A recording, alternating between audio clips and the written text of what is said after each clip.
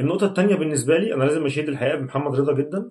محمد رضا لاعب، انا قبل كده اشدت بمحمد عبد الله، هو حاليا موجود مع الفريق في جنوب افريقيا عشان ماتش سان داونز. النهارده انا مشيت محمد رضا، راجل لاعب اعصر اشول يعني، ويعني لمسته في الكوره، لمسته للكوره كويسه.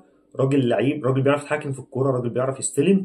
فهو عنده قالب بيه كوره اللي احنا ما بنلاقيهاش عند ناس كتير. بالمناسبه مش لازم يكونوا طالعين من القطاع، لا لعيبه في الفريق اول عادي جدا المره ده موجود، فلازم اشيد بيه. ده النص الاول. النص الثاني من الروايه حسام عادل. حسام عادل انا كنت مستني مستوى اكتر، بس الحقيقه هو لاعب مبشر جدا، لاعب عنده ثقه في نفسه، برضه لاعب بيعرف يتحكم في الكوره. فاللعيبه دي محتاجه ان هي تاخد فرصه. لو انت ما عندكش فرصه ليها في الفريق الاول، او حتى ان هو يكون دكه وياخد فرصه، فاعتقد ان انت تعيره وتكسب منه، وتعيره بشرط يعني تعيره للنادي، نادي هيستخدمه. لكن ما ينفعش تروح تعيره للنادي هو اللاعب اصلا هو بس لمجرد انا كده خدمت الاهلي وقشطه انا خدت اللاعب، سواء هتاخده ببلاش اعاره، سواء هتاخده ب 200 300 الف وهتمشي نفسك بيها.